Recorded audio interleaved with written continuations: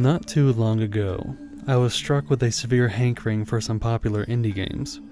I had just finished Stray, video on the right here, and wanted more. I was craving something of the same quality as Cat Game, something on sale too, as the PlayStation Store was still chilling with its considerably great summer selection. I thought to myself, I wanted something with a pedigree all its own, something with many rewards to its name already, something that I knew I wanted to play since its announcement some odd years back. Well, thankfully, the Sony daimyos overheard my plea and brought right smack straight up in my face a Kena, Bridge of Spirits. And Jesus Christ, I am so glad I caved and spent the $27 on it, because genuinely, I was blown away. Kena is actually one of the best linear story games I have played in a long, long time. For starters, holy hell, have you seen the graphics? The term playable Pixar movie has been thrown around for the likes of Overwatch in particular, which it most certainly deserves, but wow, this game, I feel, deserves whatever crown or trophy attached to that title the most, by far. The greens are lush, the animations are always at their peak, with some of the best looking graphical effects rivaled only to Square Enix's signature particle effect heaven, you know the one. Sound design wise, there is a plethora of meaty and realistic hits, stuff you come to expect but usually don't even receive from an $80 to $100 million budget AAA product nowadays. And coupled with a mixed bag of voice performances that range somehow from some of the most believable moments of character acting I've heard to, did they really just keep this as the final take? But of course, production quality will forever and always shy in comparison to the actual important elements of the linear single-player title. The narrative, how strong or thought-provoking the words of the writing team actually are, and frankly, Kena still delivers in most ways, providing enjoyable and most of the time rememberable characters throughout the 12 or so hour campaign. But the even more important factor to many, myself included, usually is the prevalence of a satisfying traversal and combat system that truly encapsulates the narrative within. This is a comprehensive review on the inspired but slightly illiterate 2021 AA action platformer, Kena, Bridge of Spirits, developed by Ember Labs as their debut first game. Holy shit!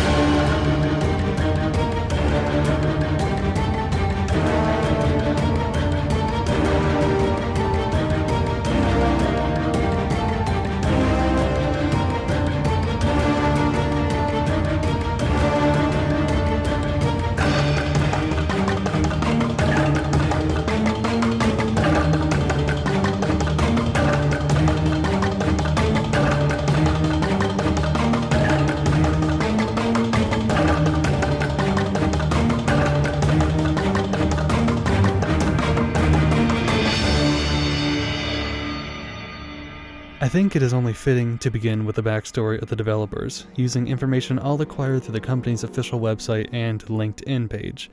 No wiki diving this time. Ember Lab is a 2009 founded independent animation studio based out of California by brothers Josh and Mike Greer. The company's first work is also my favorite, being the incredible Legend of Zelda Majora's Mask fan animation, featuring Skull Kid obtaining the cursed mask of Majora from the salesman and becoming who he is presented in the actual game.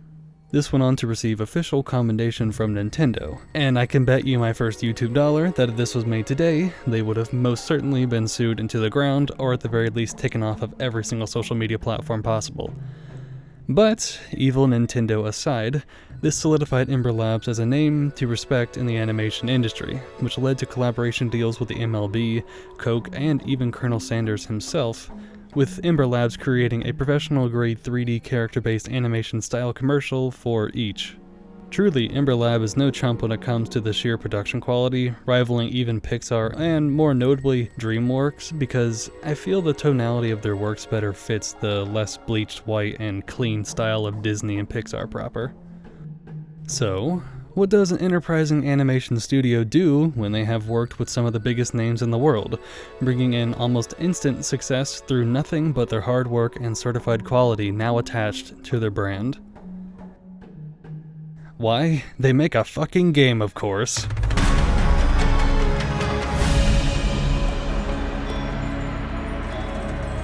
The story of Yonah takes place in an unnamed valley, where the titular spiritual guide is en route to an ancient mountain shrine at the summit of the Great Mountain, beyond a seemingly dilapidated and long-forgotten village functioning as its gateway. As Yonah approaches the mountain shrine path entrance, she is greeted by Zajuro, a village elder who instructs her that the only way to cross into the mountain is by way of sending 3 lost spirits across to the afterlife, which will then be eventually reborn through the world's natural live, death, rebirth cycle. So first, we head into the Great Forest, east of the village, equipped with the death mask of Taro, older brother of the little, perpetually dirty, or possibly vitiligo-strewn Benny and Saya. From here, they teach Yonah how to more properly use what are called the rots, the cute little fuzzballs that you rescue from various places to add to your ever-present and constantly growing armada of adorableness. More on them and the curiosity of their name later. Entering the Great Forest proper, we are struck with visions of the past, where this Taro was clearly under great duress, searching for Benny and Saya through the woods during a great storm. It is moments like this that the monumentous level of graphical fidelity shines. Clearly, Ember Lab knows how to set light and direct a scene completely in the player's control. It honestly hooked me in a bit more than I thought it would.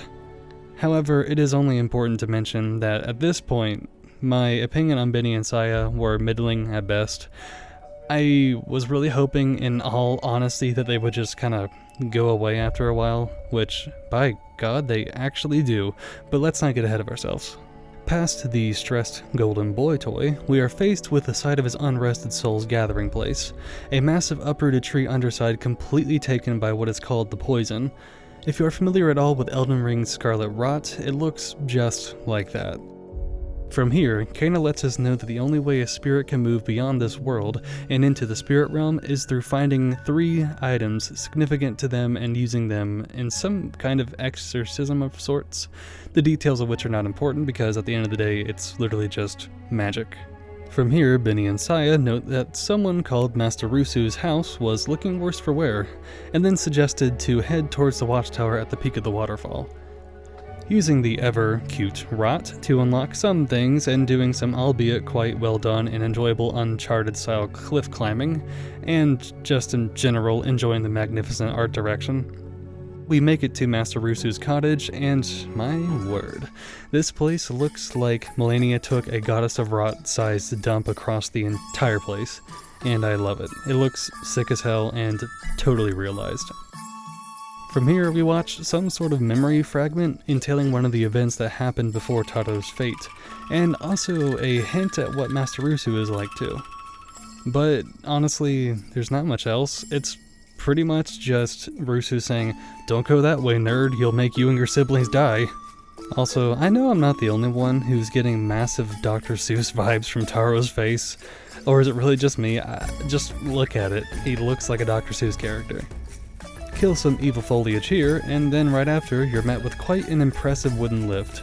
Huge props, Rusu. This looks great. When we reach to the top of the lift, Benny and Saya greet us yet again. From here, we meander down a forest path until we find a tall, owl-masked fellow who instantly after reveals that he's pretty much if Overwatch Hanzo was born with a thing for birds rather than dragons. Master Rusu shows us that our whacking stick is rather flexible, and we carry on our merry way with a new weapon in the form of a bow. This isn't the gameplay section, but I would be a fool not to mention how wonderful the bow feels. Like, take the fun, more arcade nature of Breath of the Wild's bow combat, and then throw on top this golden sheen of fun juice. Your arrows are pretty generous when it comes to tracking and auto-correcting itself to the intended target. It's literally just enough off-handed aim assist to make you feel like you're just a damn natural, which honestly worked well for the FMV of Yonah getting a feel for the energy string. Now, of course, me being a hardcore gamer aside, I feel like you would be hard-pressed to suck at using the bow. It feels great, it's necessary to progress the story, and it's just an overall wonderful addition to the game that I feel could not be improved. except maybe different arrow types come a sequel or spiritual successor.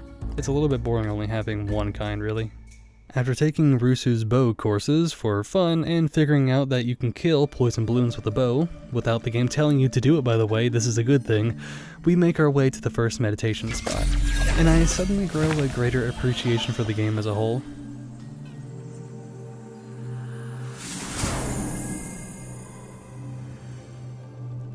I feel like including these optional introspective segments into your game speak for themselves. With the use of some wonderful depth of field and shot compositions, these little moments of literally meditating is actually just a really good break from the general combat and exploration. Plus, you get to just kind of kick back and look at the sun or something. But not only beyond that, meditating increases your health pool by a lot each time, and there's a bunch of these things around the game, just all with their own unique vistas. It's just soak in. It's a good touch, and they're not always just in the way either.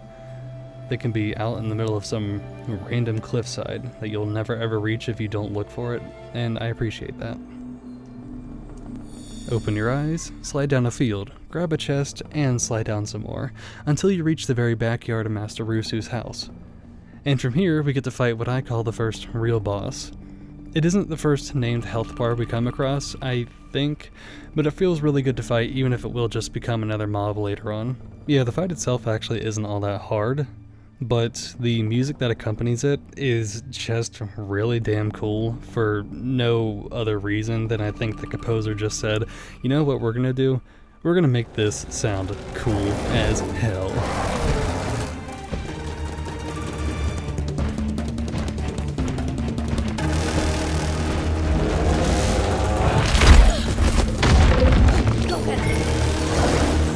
Yeah, no other song goes as hard in the game. It sounds distinctly Jak and Daxter brought into 2021, which is hilarious because we're going to be talking about the duo in the gameplay section later on. Unfortunately, I don't know the name of it, and it wasn't part of the official game soundtrack that came with the deluxe edition for some ungodly reason. In fact, you know what? 2 seconds.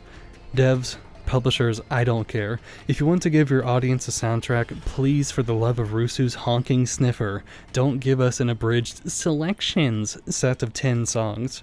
It's stupid. No one wants a tiddlywink of music from their favorite games. And I'm definitely looking at you, NieR Replicant, with your 3-song mini soundtrack garbage. Even if they were so dastardly amazing, it's stupid and leads to game ripping, then uploading your work in its entirety anyways, so just do us all a favor and go the extra mile from now on. It's silly, and I want to actually support, these products that I've grown to just love dearly. The fight is literally unwinnable without the use of your bow, due to the fact that before the boss appears, you have to fend off from a pleasant number of tree-climbing projectile people. And if I was keeping score, this would be yet another plus in game design. One purified Rusu house later, and we are given one of the items required to solve Boy Toy's corruption. A knife given to Taro by Rusu. With this, we only have but 2 items to go, and some new instructions to descend the mountain that we're currently on, and enter the Forgotten Forest to obtain the latter mementos. Kill and get hit through my roll, to later arrive at a beautiful hidden river basin filled with trees adorned by many long-forgotten houses, and still functioning gondolas to boot. Find Hanzo and then be on your way, because from here, you have a veritable playground to mess around in. Ride a few flowers to reach a barren but obviously supposed to be combat section. Jump around slightly confused on what to do until you realize the combat trigger is placed only at the edge of the broken bridge for some reason. Fall off like 3 times during the combat, and then receive some practically brain-dead exposition from Rusu about rocks being big, therefore they watch over people, or whatever, and then be back on your way. Stumble upon a big rock filled with candles called the Fishing Shrine. I am sort of ashamed to say this, but this puzzle took me a lot longer than I had preferred. Literally all you do is pulse your shield, making the candles light up in their special order akin to the placement of the shootable pyre stacks, and that's it. You just shoot at the pyres in the order of the candles. Listen, I've done this kind of thing, I've done this kind of junk so many times in other games, and yet still for some reason it had me stumped. I believe it's because when you pulse, it's rather faint and unassuming for fire animations, with absolutely no sound cues to tell as well. Like, hey, this is supposed to mean something. However, make no mistake, the game relied on me to figure it out, which is awesome. This is literally the first time you find one of these puzzles in the world, and it's just like, hope you have a brain cell, nerd. We investigate a random corner of the fishing place and find a memory of Taro, teaching the kids how to fish and stuff. It was really cute, of course, but also I think reaffirms my suspicions that the kids have vitiligo, which I think is actually pretty cool. It's certainly a unique element to their design, though I would have preferred Taro to have it as well, since he's directly related to them. For the sake of casting aside recessive and dominant genes in favor of good old-fashioned storytelling and cohesion, he would have benefited from having some evidence of vitiligo on his body, like the kids, but hey, what do I know, I'm just a digital arts major. Making our way to the center of the area, we will actually venture to the back portion of the whole dealio, until we come against a big stone door with 3 torch pedestals alight from our actions prior. So that's pretty freaking sick if you ask me. You mean to tell me that the devs were just like, hey, if you do this early, so be it. Another imaginary point on my board. Well done, Ember. We cleanse our last of 4 locations, and presto, the door is open. Which, by the way, your map does mark all these objectives, I just didn't bother really looking at them. But the thing that I like about that is that the actual markers themselves are never just shown in your face, they're just on the map. Because we all know, if this game was published under EA or Ubisoft, it would have been a whole lot more like EA and Ubisoft. No thank you. Between Stray, Kena, and especially Elden Ring, it just has been a really pleasant and intelligent few months of video games for me. This is the kind of dopamine I can snort on occasion, let me tell you. Time to see what's behind door number 1. It is of course the Murdervine's Zonk, but since we don't play fair, we crashed the game show and saw something that is of course freaking adorable, an effigy of stone made to resemble the 3 siblings. Hanzo explains that families leave behind little statues and such representing their lost loved ones. So, how did you think I was processing this information at this point? Clearly I knew Taro was dead. A soul waiting to pass into the spirit bridge, all that jazz, I knew that, okay? But what I still wasn't piecing together was a story about the children, how they were teleporting around just like Rusu. I honestly just thought that they were pretty much a different species because of their general appearance. No, it's not about the vitiligo, look at them, they look like little forest elves. And to be honest, they loosely resemble Taro. I don't know, like if you show me a picture of the 3, I would not have thought them to be siblings. I'm just saying. Like, I usually catch on to these kind of things rather quickly. Like, oh, this happened to Sally because Mr. Butterfly ran over the flock of crippled penguins on the eve of her dad's 5th root canal. Whatever. I usually can handle little, like, tiny little implications like that. But I swear to God, I am not this slow to the plate. Don't worry, there is closure to me being embarrassed about myself. You will be able to laugh really soon, I swear. Anyways, we're moving on because I want to embarrass myself further when we actually exorcise Taro. We obtained a significant relic for Taro, this being a food offering, along with an ancient and magical, plot-convenient spirit arrow that Rusu will use to make the path ahead of us to Taro's final item actually happen. One magical Rusu bow shot to that gate later leads you to some encounters with the locals, and beyond that, a big door you can pulse open, which reveals a considerably sized arena. This was the boss before the 3rd object, obviously. Die once, and then on the 2nd try, kill Groot, then steal his pretty light. His lantern was Taro's final item, but the only thing remaining ahead of us was his absolution. We head back down and out of the forest to the ritual location and begin the process. I am going to play this cutscene because I feel it would be doing Taro as a character and Ember Lab as a developer a disservice. Because genuinely, these FMVs, even if they aren't called that anymore, let me be, are some of the best looking things I have ever seen in this medium in a long time. Like, it still gives me shivers on the rewatch. It's really cool.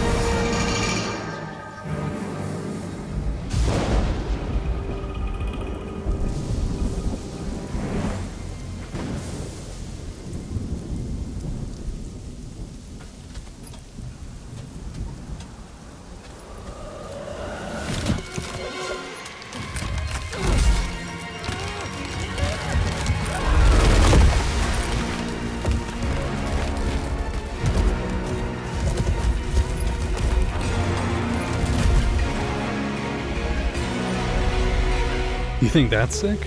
Wait till after we kill him.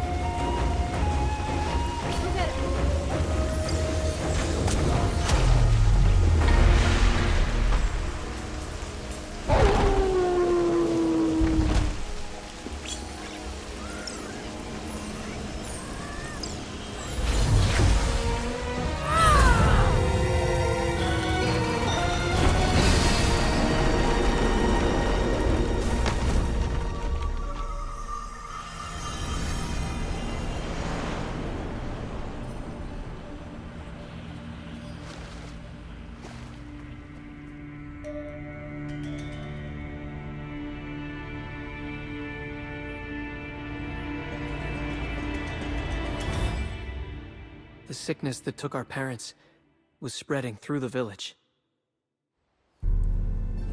Spirits of the forest, walk with our people. Guide them on their journey to the mountain shrine.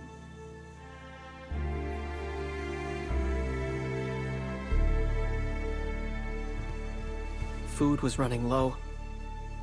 Everyone was scared. I never felt so helpless.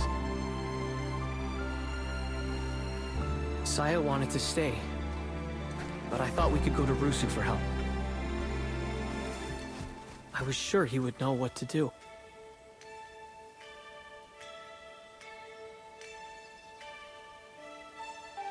Something was not right in the woods.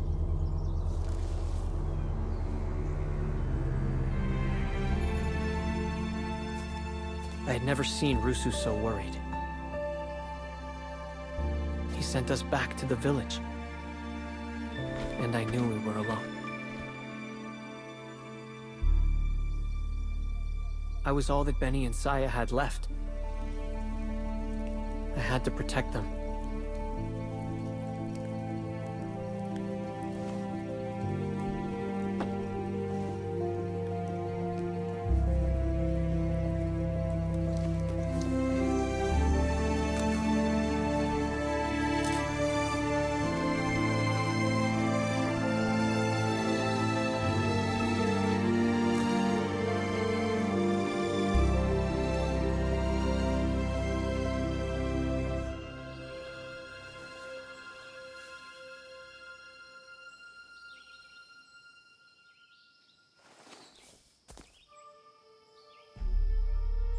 It happened the next morning.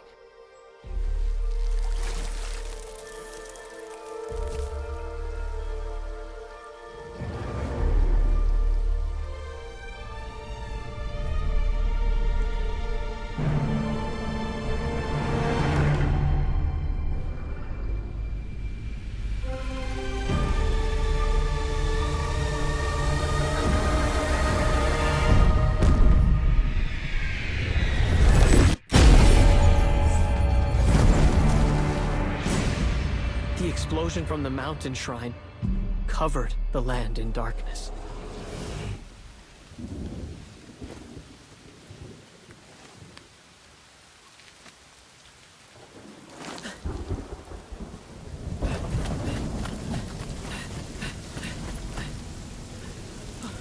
Oh no! No!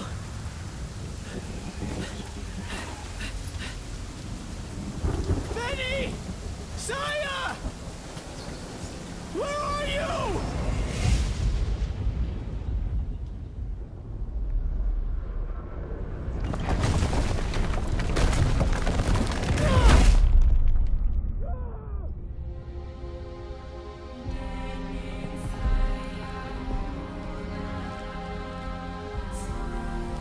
It lasted for days.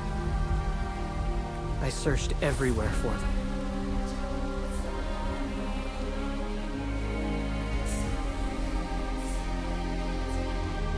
I was their older brother. I was supposed to protect them.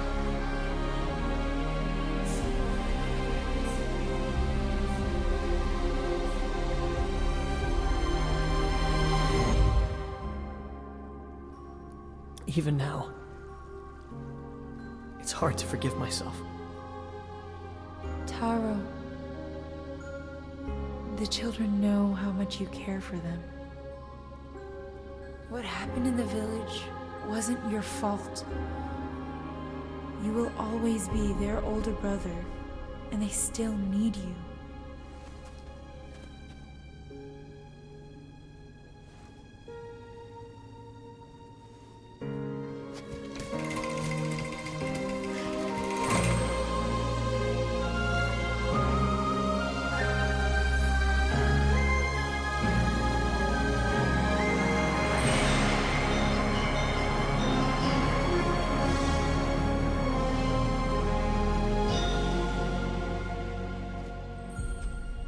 I'm sorry, Kena.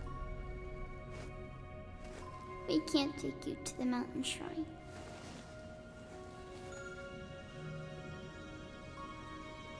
It's okay. You have to go now.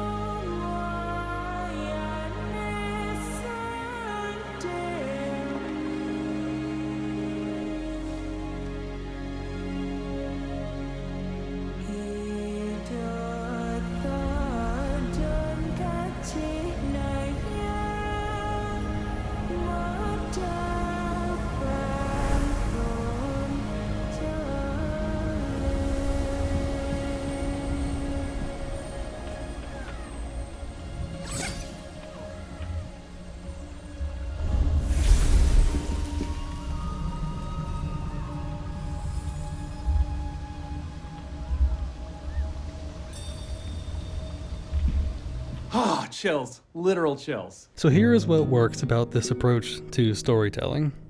We experience these chunks of memories, mere hints at what has actually happened to these characters, piecing everything together, slowly but surely, creating our own conclusions to the events as it unfolds.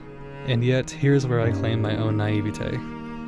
I just couldn't accept in my head that from the very beginning, that Benny and Saya were spirits.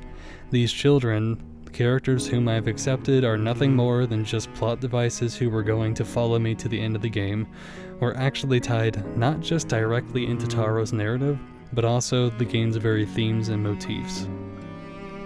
This is a game about death. Everyone is dead, and has been dead for many years at this point.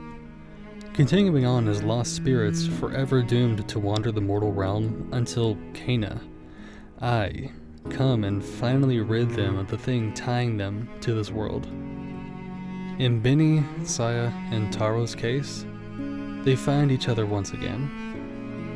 I just don't know why I could not piece together that the kids were dead. Okay, that's what I'm trying to say. The devs actually killed kids. Yeah, off screen, sure, but in the best possible way to serve the narrative's intentions and subvert every expectation by me in particular. And the funny part is, I think Kena even called the kids spirits, and I was still just like, oh, no, they're living, And then it took me, like 10 hours or so to get here, and then finally kill Taro. And then be like, oh my god, they were dead the entire time. That's so stupid. It's not, the plot is not stupid. That's actually cool. But, jeez. I get a little bit disappointed in myself sometimes. But now, from the siblings' end, rose a new question. What actually killed them? Well, I wasn't sure at first, frankly. I just thought that really cool soul being severed from body thing with Taro just meant that we would eventually recover his body later. But that simply wasn't the case. And judging from the fact that even Master Rusu, a man who also a spirit, was relieved after we united the kids, this must mean that he too was held to the earth by whatever took Taro's life. That big purple explosion from the mountain, anyway. Now, that slab of rock is truly becoming something of interest by producing more questions than answers in the most organic way possible. What caused this big purple explosion? Why did it do it? And for the sake of time, I'm going to breeze past a lot of plot setup for the next inhabitants of the long dead village. We are already like 30 minutes into this, and there's still 2 whole thirds of the video left. We return to Old Man Zajiro, where he overviews the arc we just experienced and then directs us to the next cruel fate stuck in time spirit, the village's woodsmith.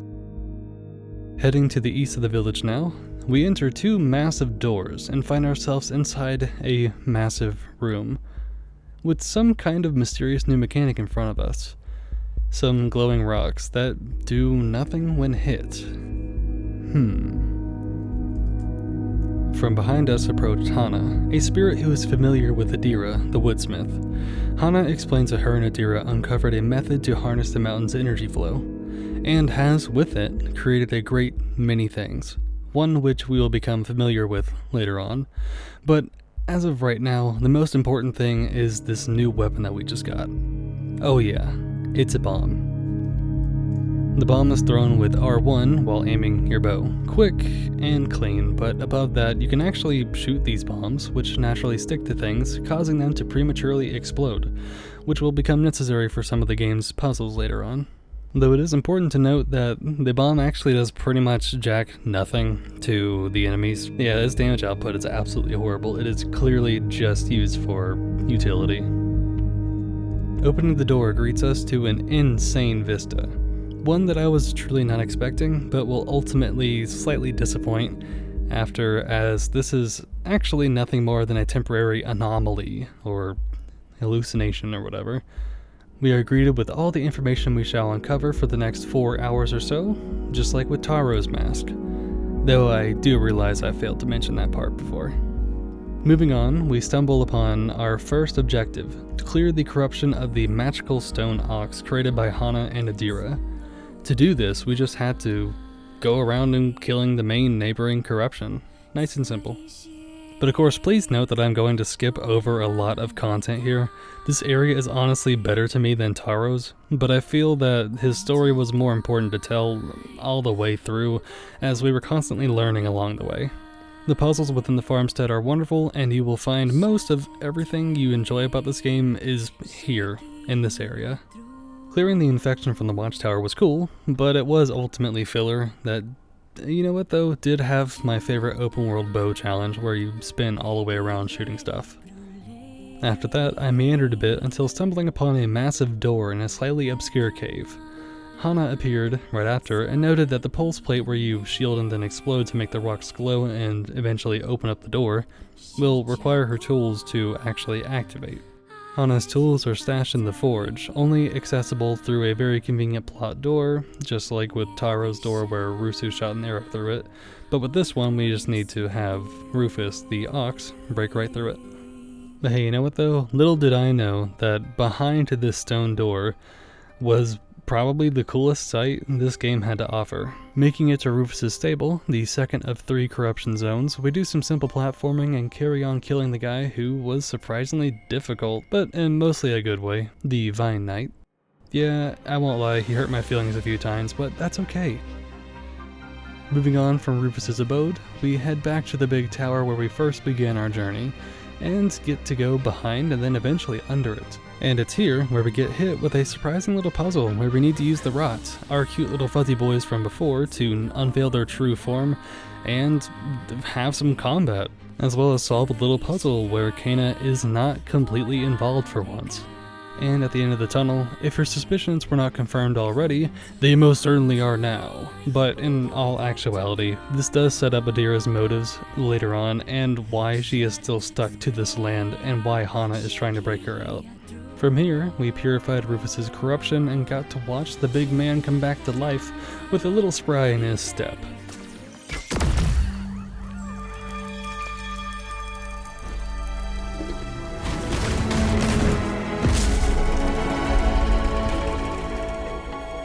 Rufus, you're okay. I can't believe it. How you doing, big guy?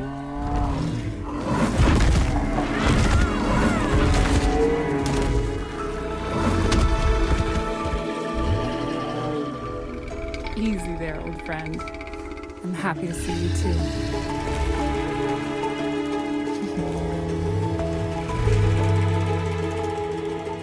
This is Kana. It was honestly really cute, especially seeing the Rot react to his jumping around. After reviving Rufus, the only thing we needed to do now is just ascend to the workshop, where Hannah's tools were waiting. The reason we couldn't do it before was due to a wall of corruption similar to the one that blocked Taro's final memento, which Rusu destroyed with the magic arrow we found at his altar. The gist being that we just needed something powerful, like in this case a 100-ton magical stone ox, as opposed to, in Taro's area, the arrow, which was like, I guess, blessed by the trees or something. I don't know, it's magic junk and none of it ever gets explained in any of these games. And honestly, I'm okay with that. It's fine, we're moving on. Breaking the barrier and uncovering the tools led us back to the magical stone door, which needed to be reminded how it works.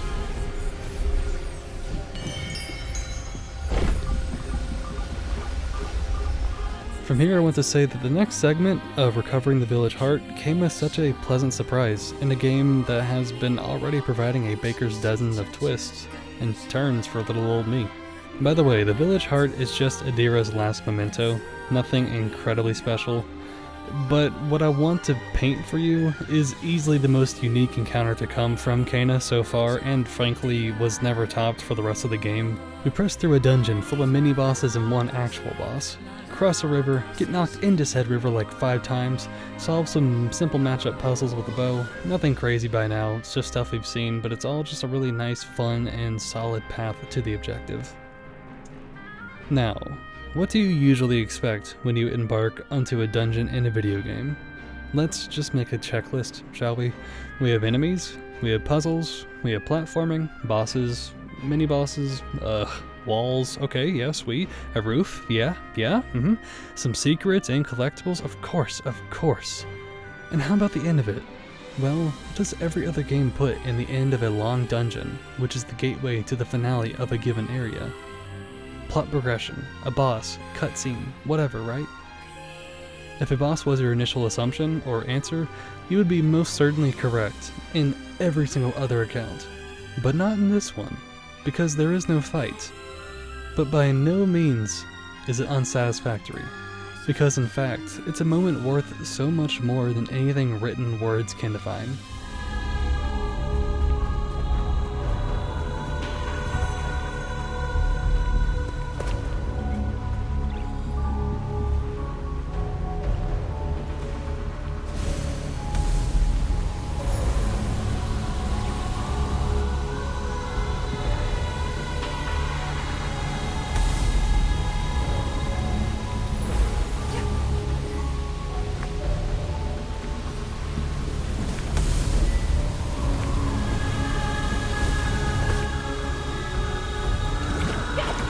This game has some astounding visuals, in both the direction side of things and the physical technical side as well.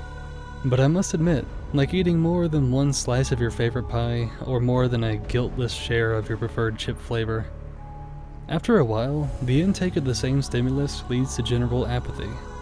This middle ground of, wow, this looks amazing, and meh, okay, what's next? With visual technicality already covered, the only thing that can truly evolve now is direction with the given tools.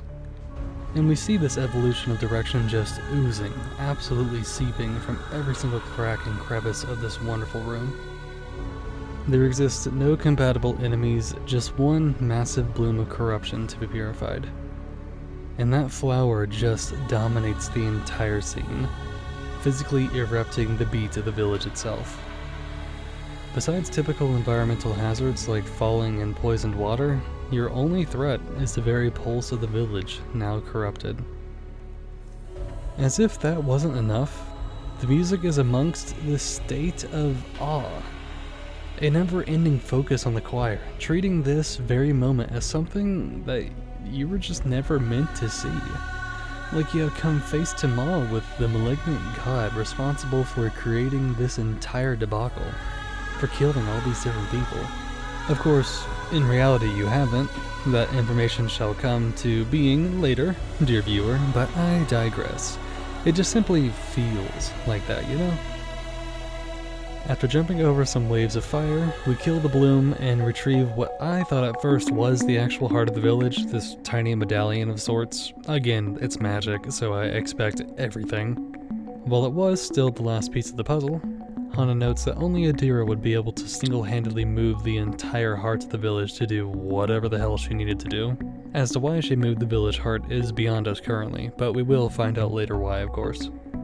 But before that information gets divulged, we have in front of us, I think honestly, my favorite boss in the game.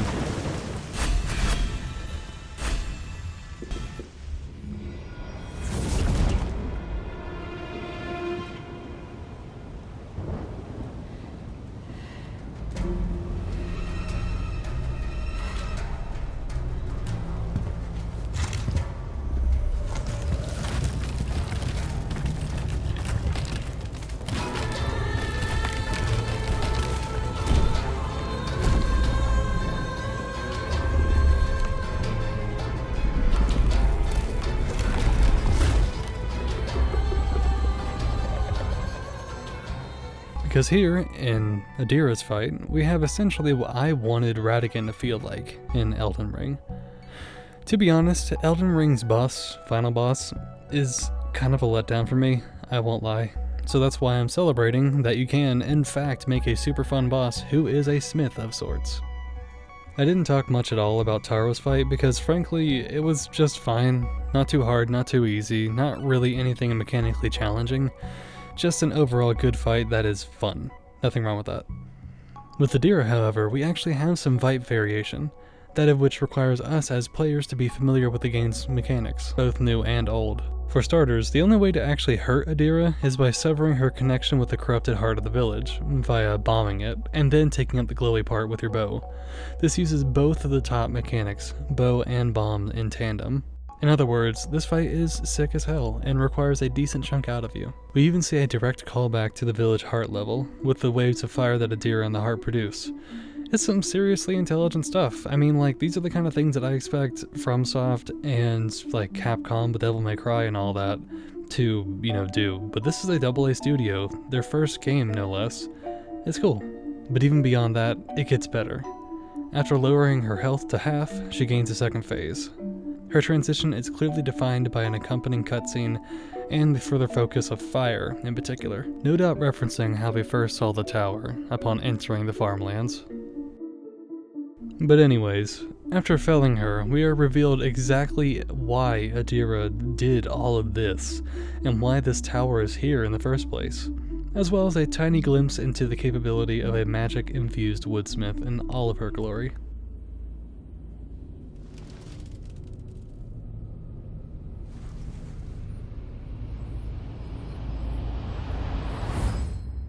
The ancient people who settled here were drawn to the mountain shrine.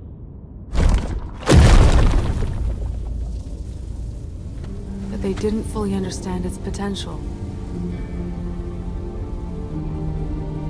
Hana and I found a way to focus the scattered energy of the mountain.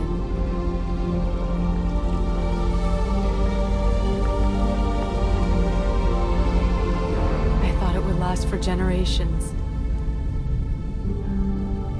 But the village heart started to fade. This was just the beginning of our problems. Something was wrong. The crops failed and poison covered the land.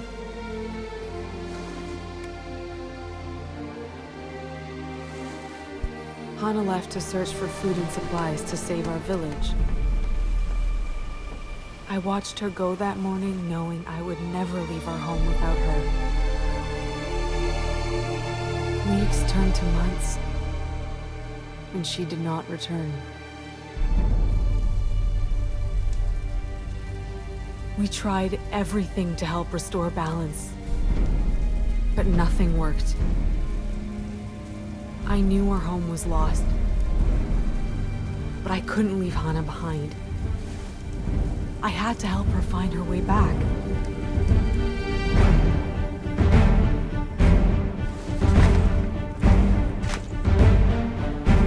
So, I started to build.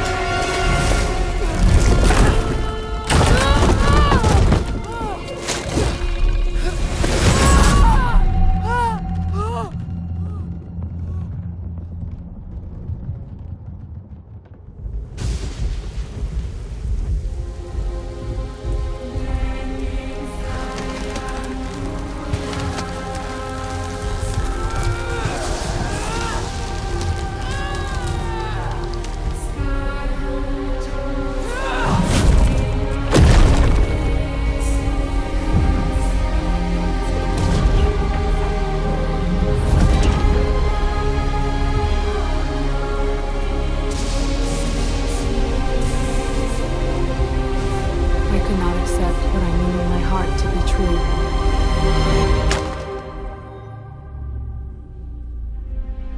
Somehow I felt leaving would make me forget her. The life we shared would slip away. That fear blinded me, and I tore apart everything we created. I've lost someone too, and the thought of forgetting them scares me. But I've met Hana, and I know your love is strong. Even after all these years, what you built together is still a part of the land. Your bond will never be broken.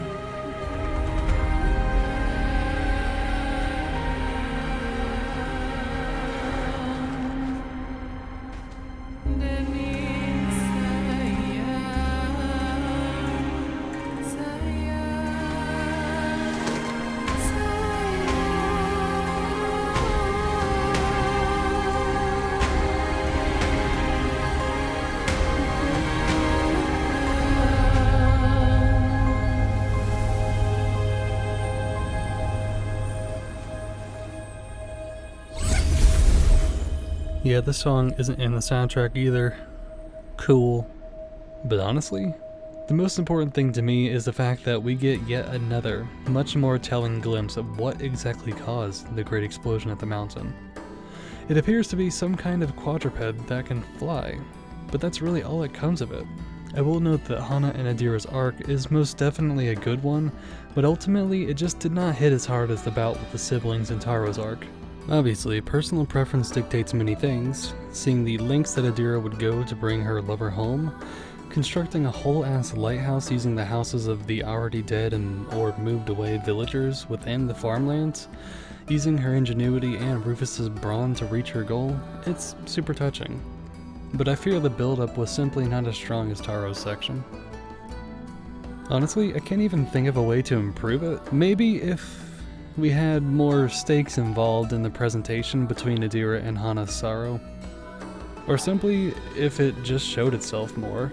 But then again, these are hardened working people, so really, would or should they even be made to show such emotion only in service of the love element to their shared plot? I'm not too sure, really. Plus, let's not forget that much like Taro and the kids, they've been dead for years upon years upon years, enough for the entire village to now be completely gone, leaving only nature's overgrowth. So, while they clearly never moved on to their own personal salvations or whatever, maybe Adira and Hana have simply accepted the possibility of never being reunited. It's funny, thinking about their story like this is making it much more sorrowful. Some good stuff. With the saddened spirits of the east and now west of the village feeling a bit better, the only way to go now is north. So it's time to go talk to our good old boy Zadro and tell him the good news so we can finally head back up to the mountain shrine and do what we came here to do in the first place. Of course, you would actually be wrong, for we have one more lost spirit to quell, this time being the village leader himself, named Toshi. He was also the one responsible for all of the village's turmoil, and the very corruption itself spreading across the land. We're let known of this very early on, which tells me that his arc will be used to redeem him and justify his actions the best it can. Let's see if that turns out to be true.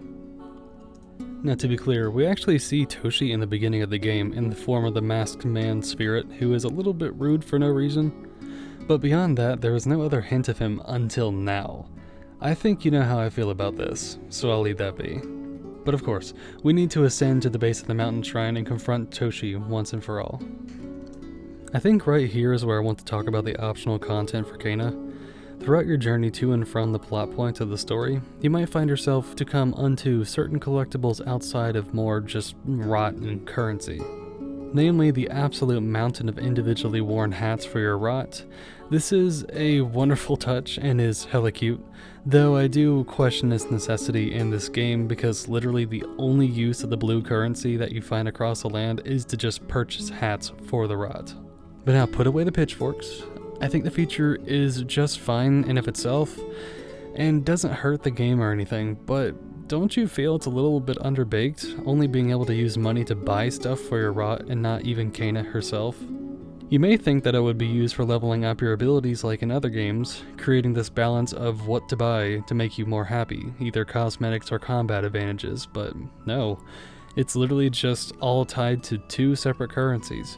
The ability currency, obtained by just sort of playing the game like normal, and the regular blue currency, which you just kind of find by exploring, breaking open pots, shooting things with your bow, killing enemies I think sometimes, yeah, whatever. It just kind of comes. My solution to this would just be by taking a note from the deluxe edition of the game, which brings you a single golden rot skin. Yay, I guess. The 10-song Selection soundtrack, and a new skin for Kana's staff, which is usually just like wood colored.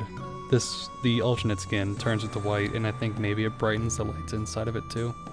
Okay, I've worked with 3D modeling before, beyond just making like a tutorial donut or something, and can say without fail that recoloring shit takes all of 10 minutes if all you are doing is swapping the palettes with some textures.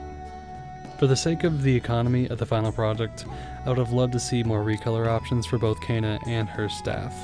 Maybe make her outfit red or something, or her hair white or whatever. Just make her look like Dante from Devil May Cry if you want. By the point of the narrative now, I assumed the final boss would just be around the corner of the mountain pathway, so I went ahead and messed around about with the optional content.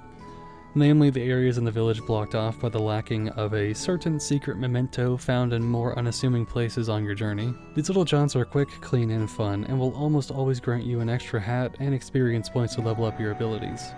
But beyond extrinsic value comes some doses of intrinsic worth, with being able to see the souls of the villagers more and more roam the streets once again, as some sort of spiritual snapshot.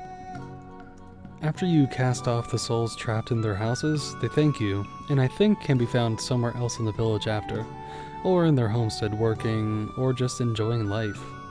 It's an incredible touch that really redefines how future games should treat not just hub areas like the village, but also methods of communicating the benefits of your efforts to those who you have aided.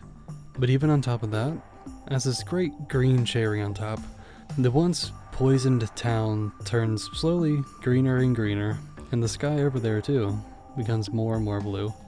It instills some sense of accomplishment and satisfaction through nothing else but just visual storytelling, and that's really the best way to do things, I'm telling you. It is truly one of the best elements in this game if you ask me. Now heading to the base of the mountain, we come face to mask with Toshi's death mask, which gives us the events that occurred just prior to his death.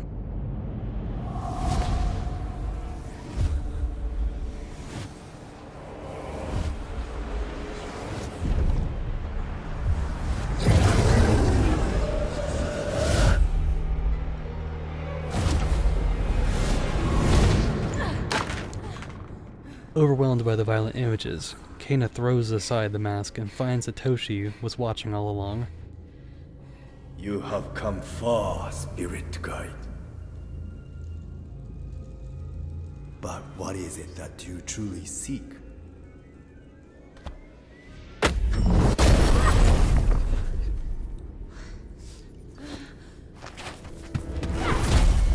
What are you hiding? Why are you here?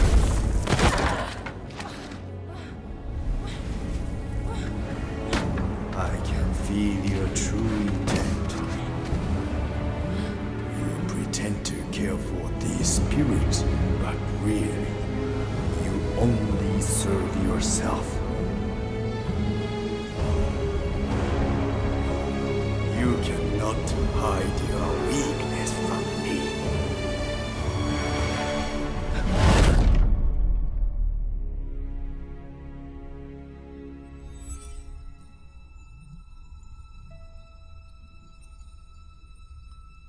He overpowers us and casts us to the Shadow Realm.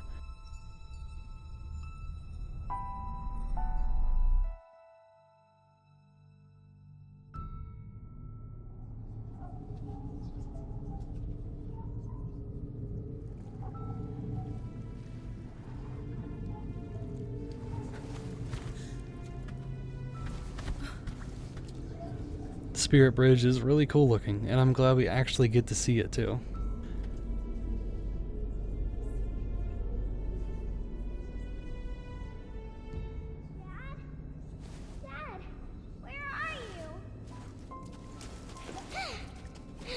We meet a much younger version of Kana within, looking for her dad carrying his signature whacking stick.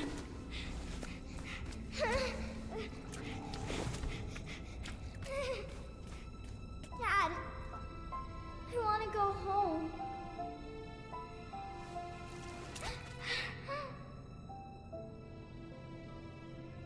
My dad is gone.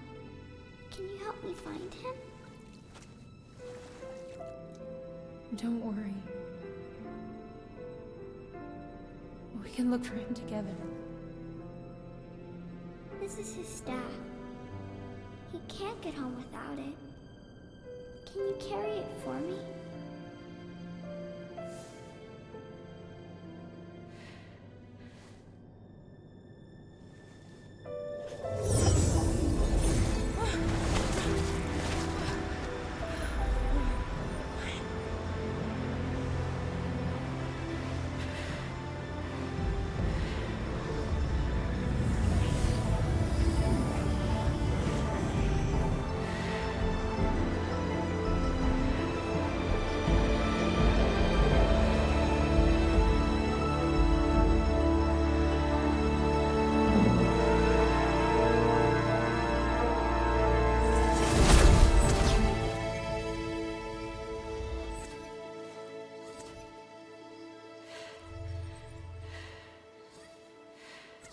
Don't let the immaculate visuals deceive, because we just got struck with a massive pile of red herring.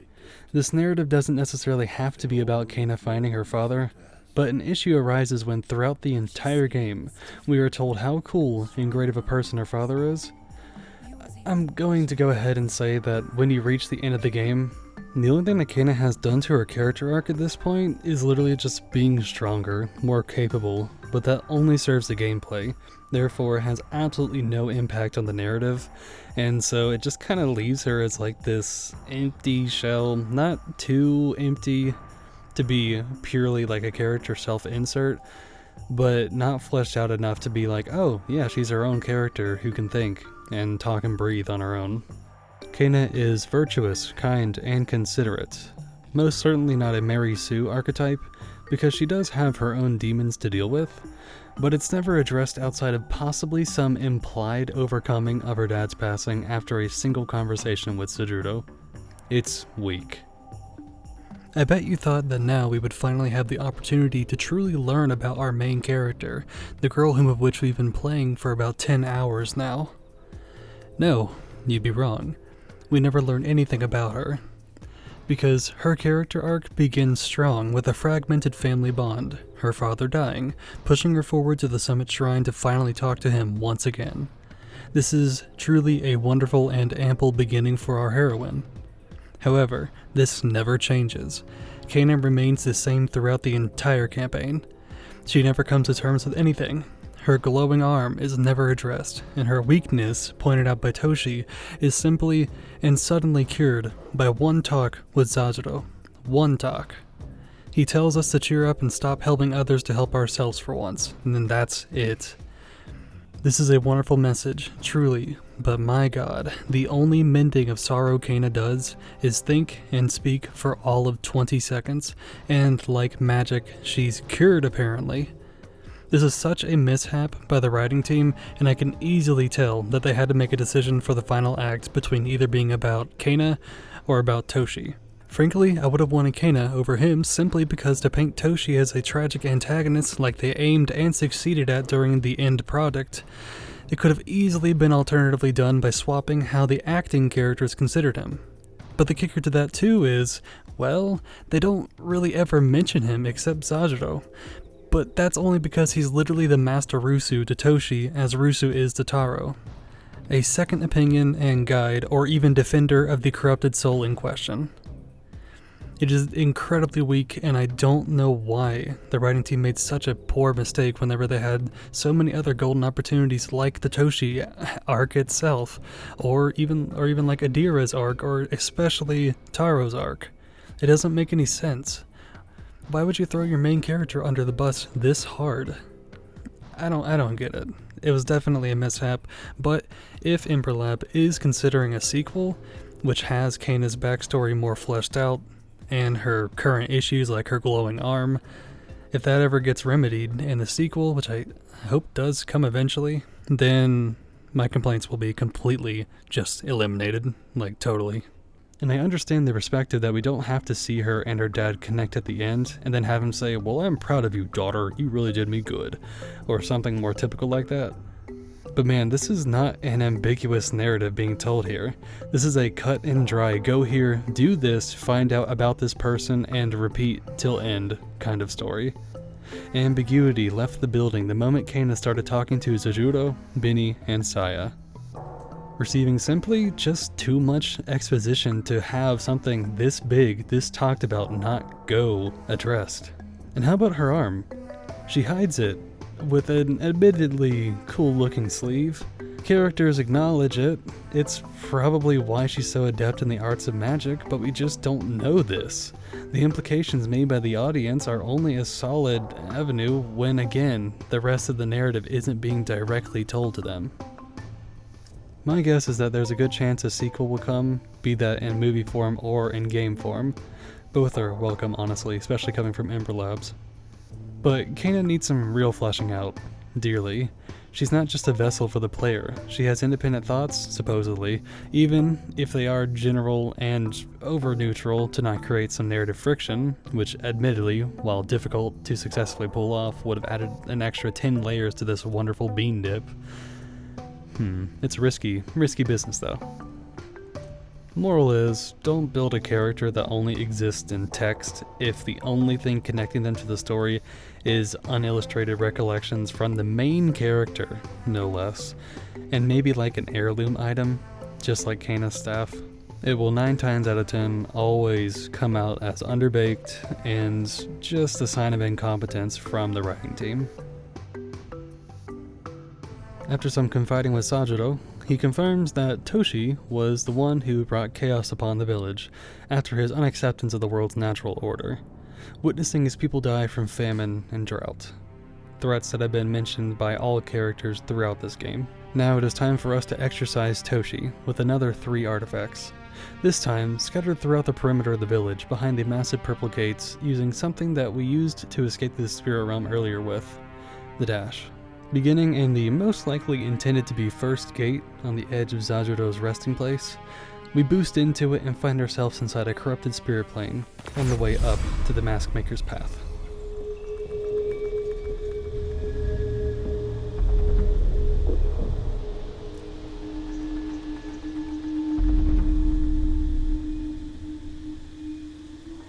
Skipping past most of the path, as nothing really happens, we find ourselves with a cool bomb puzzle, where you have to blow up the pillars and then shoot the crystals with your bow to turn them. It's real fun and makes use of the double bomb skill quite well, which should have been obtained by the vast majority of players by now.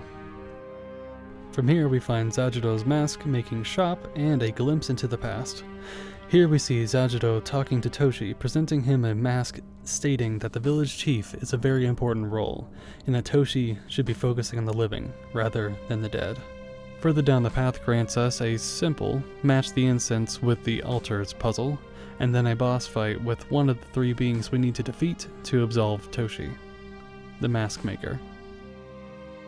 It's a cool boss for sure, decently difficult and most certainly unique, but my question is this Mask Maker Zajuro? Because he was a Mask Maker for the village. I don't know. I think it's best not to question it and just kind of roll with it. From the fight, we get like this little incense thingy, and then we're back on the way. Moving on down to the area where I was most excited for, the great Sakura tree out on the lake known as the Warrior Path. Instantly after entering, we are greeted with a mandatory shoot the pyres in accordance to the stars above you puzzle.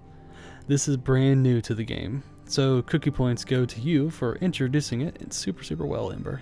This area is all about dashing through teleporting gates.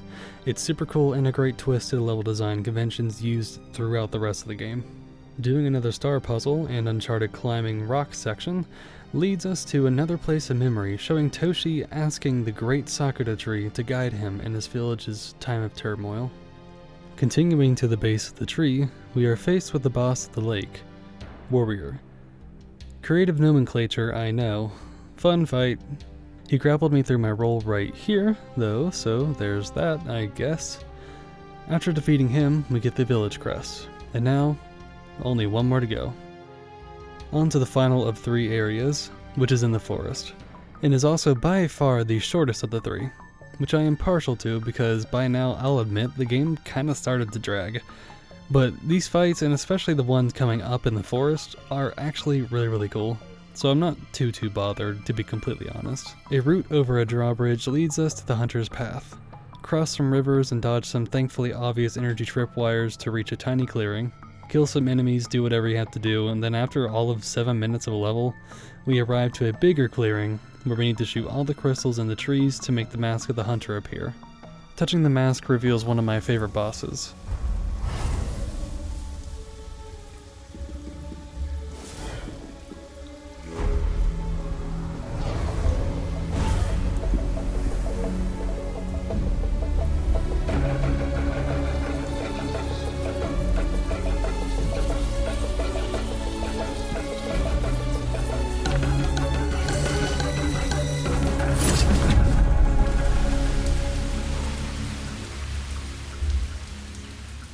It's an almost completely bow-based fight, which is quite unique from the rest of the cast.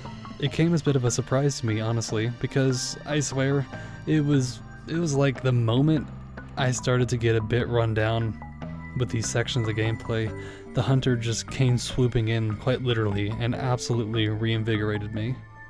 Enough to confidently march my way to the mountain and see this thing through once and for all. Making it to the bottom of the altar procs the arrival of Toshi once again in a now weakened state, and Kana with a new profound level of capability.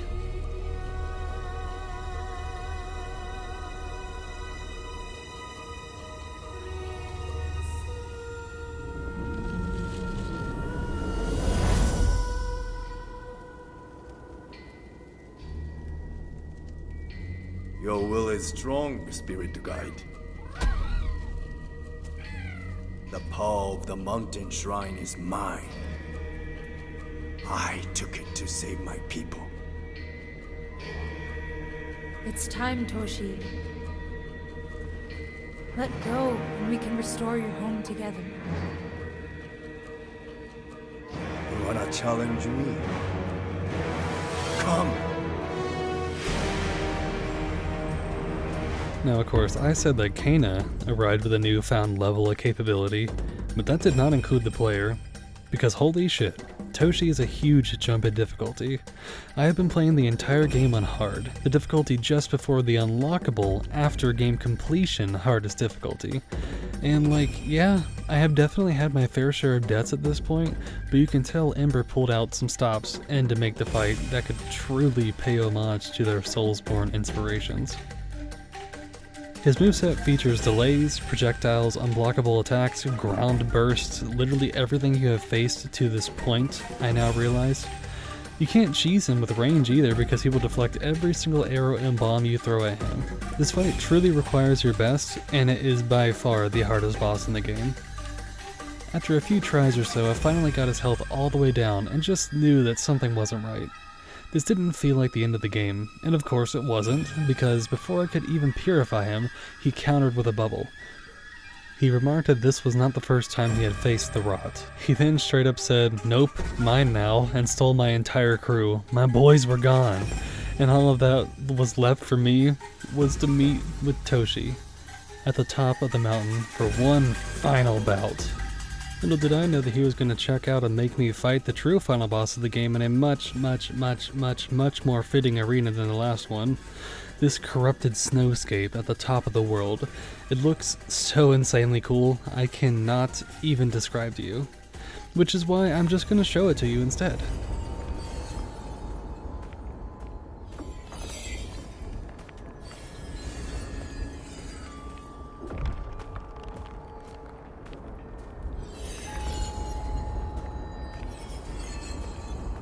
You see that RP walk that I'm doing right there? That was more or less unintentional, because I was just really taking in this vista. Along the path to the frozen lake, followed Spirit's en route to the Spirit Bridge. The end is finally in view. I think my favorite part about this scene is how more and more corrupted the ground gets as you approach the lake center, which has a clearly defined boss circle to boot. You trade scornful gazes with Toshi for one last time as he summons the Mac Daddy of Rot, the culmination of all your own efforts of collecting these little cuties. This thing is big, scary, and pretty cool looking.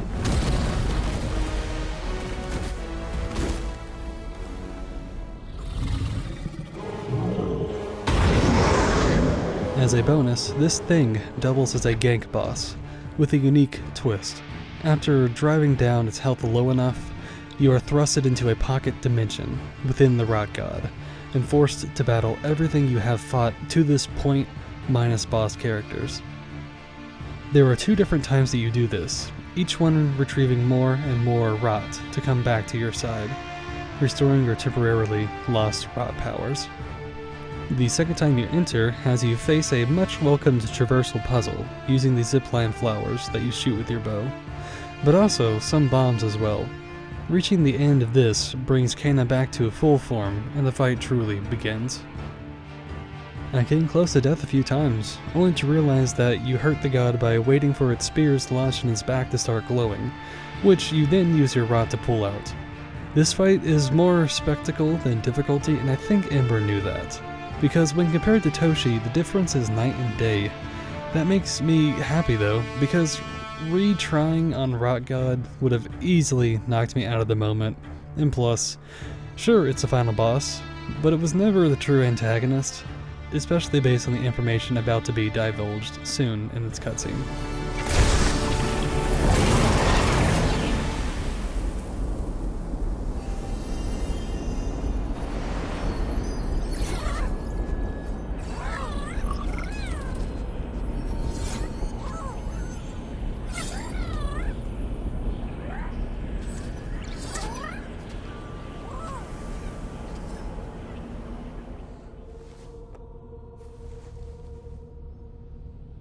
Ancestors trusted in the power of the mountain shrine. Its waters nurtured our village, gave us life, strengthened our connection to the spirit realm.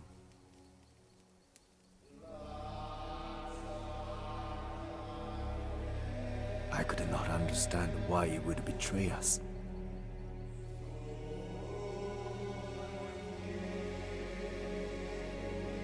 Our home was crumbling,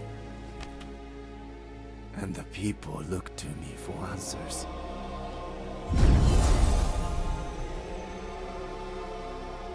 I failed them, and could only watch as life drained from the village.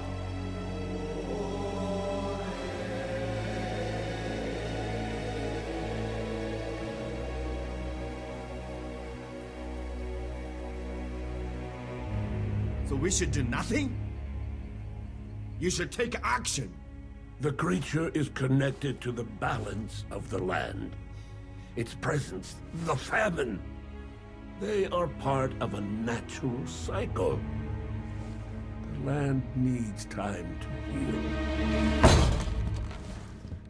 We must cross the mountains. It's time to look for a new home. Your faith in the old ways has blinded you. Lead our people, and they will follow you.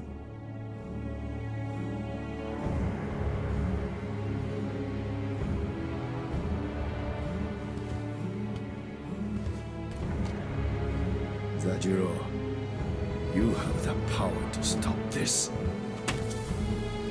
We should drive it out. Put down the staff, Toshi. I will end this suffering.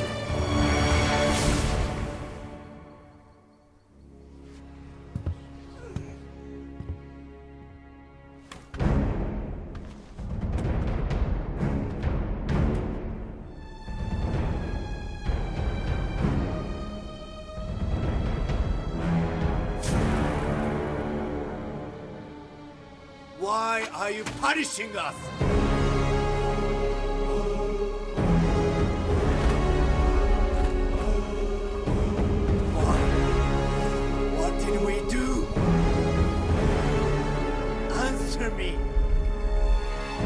How many people must die? Why? Tell me!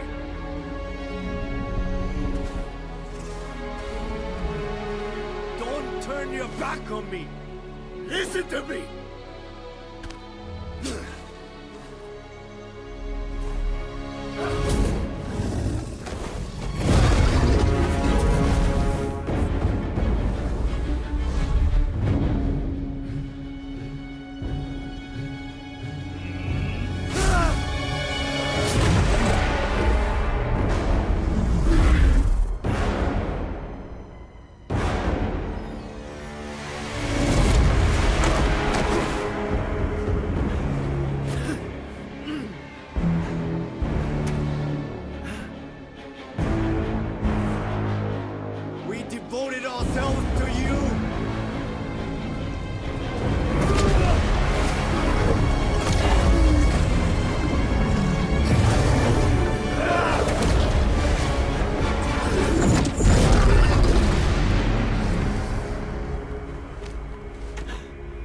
We don't need you.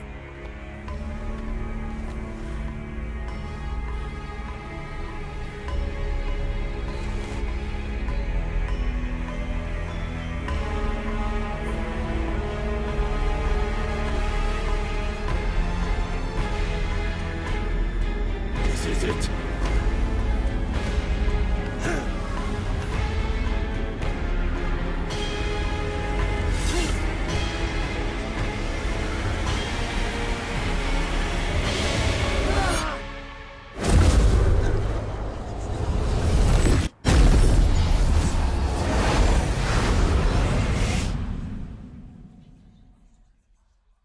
Zajiro once told me, change was an essential part of life. He understood the Lord God's purpose. Fear drove my actions, and I destroyed something beautiful.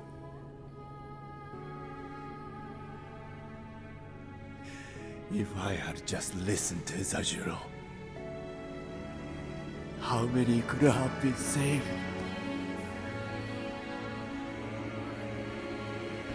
I'm sorry, Toshi.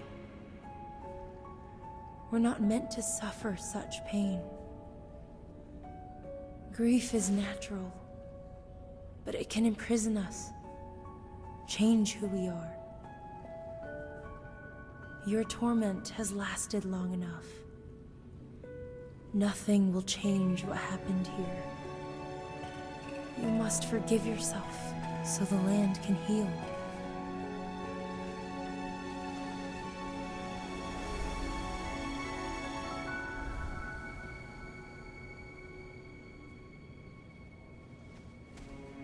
Come, Toshi. Our time here is over.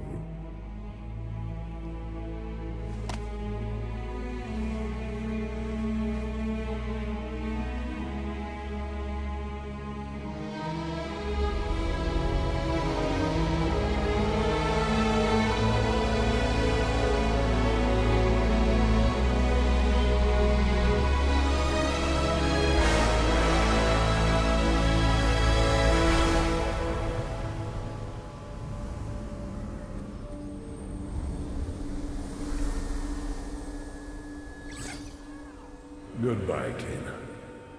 There is only one spirit left for you to help.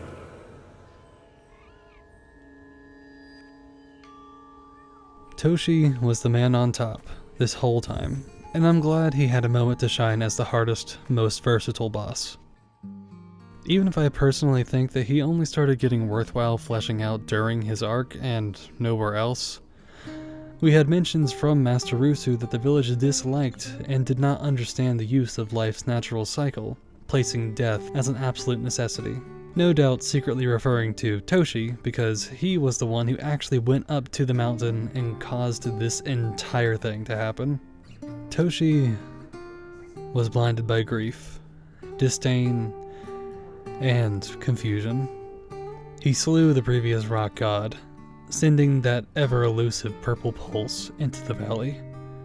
Not just killing, but also corrupting everyone still alive in a last-ditch case of irony to save those very people. His actions were equally noble as they were ignorant. He was too stuck in his own ways to face facts and lead the valley like Sajiro suggested. Too sure of himself to try anything else but the furthest extreme of killing, the only thing capable of upholding life's natural cycle. He was by no means a true villain, nor the rock god, honestly. I don't think there is an antagonist to this story. Rock god had to keep order so that the poison wouldn't come, and if this was any other game, we would have been Toshi hauling our ass up to the top of the mountain to go kill a god, seemingly restoring order to our world. After we gain back control, the only thing left to do is meditate at the circle of rocks ahead of us as Sajiro leaves his parting words to Kana that there is still one more soul to save. It's Kana herself. We say goodbye to our horde of fuzzballs and watch them coalesce into the reborn god of rot. Goodbye, little friend.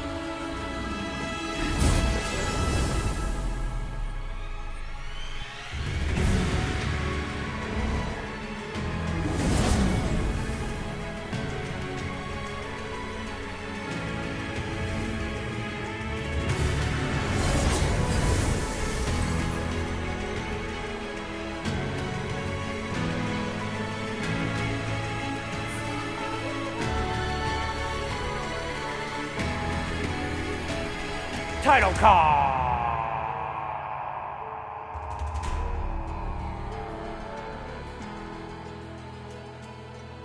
This ending sucks. My god. It looked, of course, better or on par with any of the other multi-$100 million movies of today. Yes, it did. The final fight was so damn good. Saying farewell to Sajiro and Toshi made the ocular region even develop some dude too. But when you talk about underdeveloped characters, you should see on the first page Kana doing her little promo face to the tiny rock guy. She was such an interesting character on the surface, with so much backstory just ready to be fleshed out.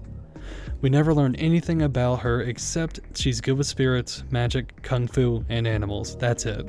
What about her spirit-veined arm? Or how about any information regarding her father besides him being virtuous, skilled, and kind?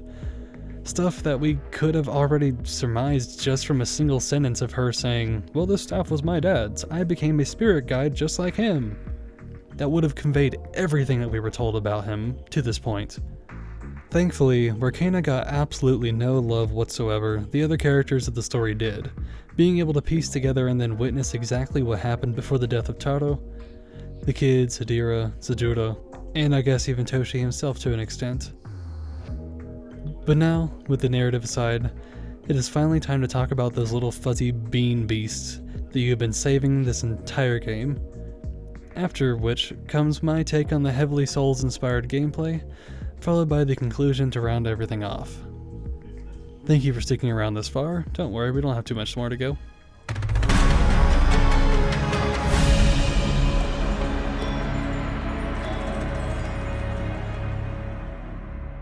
The world's cyclical nature is at the heart of this game's story. Even the name of the little creatures that aid in your efforts to purify the world and eradicate the corruption plaguing the land are called rot. This name naturally confused me for almost the entire runtime of the game, and I have a hunch that I'm not alone in this regard too. So, you mean to tell me that the main cause for this land's sorrow is just this so-called poison, or corruption? Yet you have these little dudes that are cute to the point of emotional manipulation, who are also called rot, the perfect name for something like the poison. As mentioned way in the beginning, the corruption is the antagonistic force of the game, with it literally sucking the lush green and saturated environments completely dry, leaving only reds, browns, and grays in its stead. We find out through Master Rusu that the natural order of the world was essentially halted. The severance of this cycle effectively eliminated the ability for things to die, or to give it a better verbiage, to rot. These little chubby beings you find across the map are used to burn the stuck-in-time corruption, leading the environment back to the natural order of life. Because before something can let go and fade off into dust, it must first rot away and be ushered from the stage of life to the stage of death, and then beyond. I further this point by mentioning something Zajuro said before we truly get into the meat of the game. He said that the only way for the dead to pass on into the spirit realm is by having their death masks fade off into dust until there is nothing left. Only then will they truly be befitted to cross the spirit bridge and be reborn. These aptly named rot are nothing more than harbingers of the natural process, ferrying the time-stuck corruption into eternity. The poison you kill even fade away similar to that of ash blowing in the wind. And that is at the core of Kena, Bridge of Spirits, because so too does Kena herself usher the ones stuck in time, the corrupted and uncorrupted spirits alike, to the spirit bridge, continuing the cycle of life as we know it.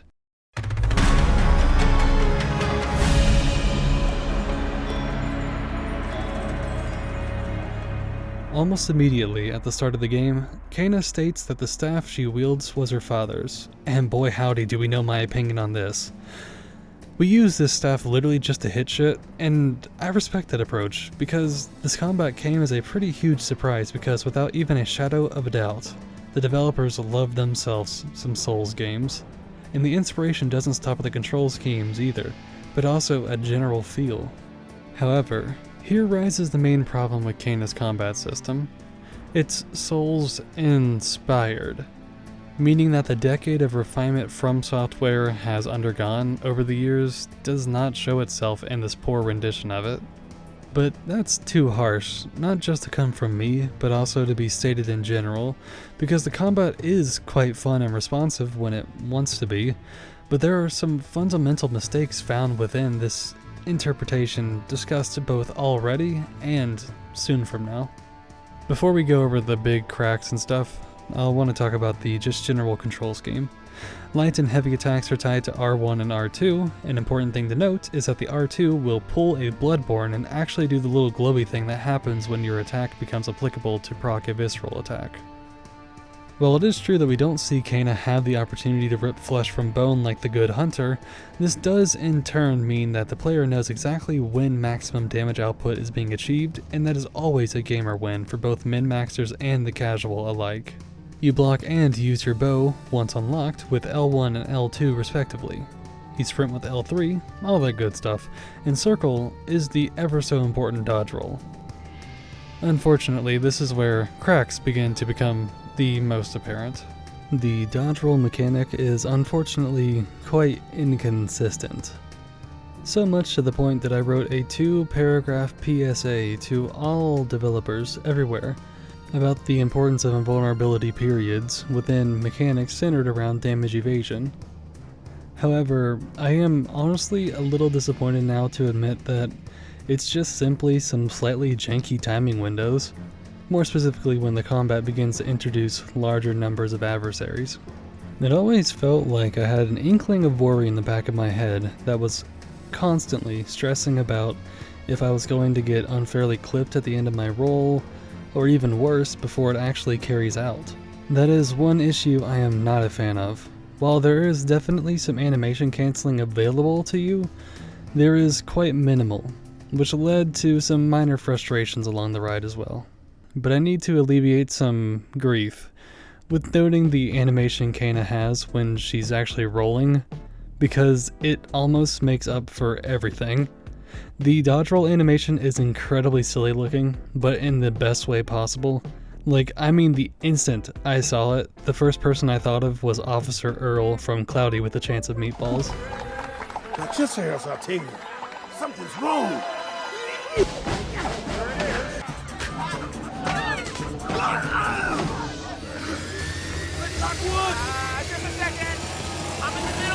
And while I'm in the gameplay section, I need to say this as well. It sucks, but it feels like the developers focused almost solely on animation quality and visual fidelity, because there is this inexcusable thing that all platformers should have that just simply isn't present here. Being able to jump out of the water, and even further, just possessing a decent feeling double jump too. While you're swimming, especially in areas the devs didn't expect you to go back to after clearing the corruption, like the Mask Maker path for one, the occasional pool of corrupted water has now been aquafina'd, which lets you go for a little dip. The issue is that if you want to get out of the water, you have to hope to yourself that you'll come in contact with a gradual enough surface for Kana, a girl who can literally hold herself in mid-air to catch, and slightly shimmy on to, and then waddle awkwardly onto land. It feels incredibly underbaked, barring the animation quality of course, but this is just a given for a game developed by an animation studio. And as if that wasn't enough, who decided to make her swimming speed so ungodly slow? It's weird, like someone entirely separate from the people who made the combat feel were in charge of completely overhauling the movement system for no reason.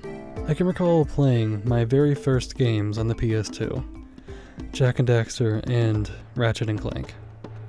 One of which I can show because, for some godforsaken reason, no one has picked up the Ratchet and Clank's original titles and remastered them for newer hardware, but that is a whole different video for later on. This clip of Jak and Daxter features the titular characters sopping wet within frame. Why? Because they're in water. Now, if you know anything about the early 2000s games, you'd understand that almost all of the really good ones were platformers in some shape or form. Jak and Daxter being one of the greatest primarily for its absolutely stellar visuals and crisp and clean controls throughout. Now look closely at what I'm about to do.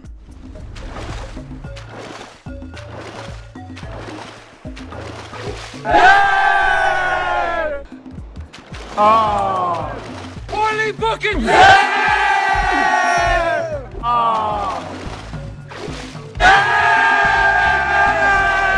Though I must admit that even if we could jump from the water, I am harboring doubts that the actual jump itself would even let us.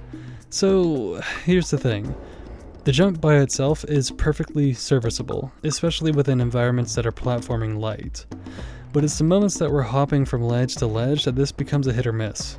If I may reference Jak and Daxter again, look no further than this simple clip of me missing my jump, but still making it to where I wanted to go.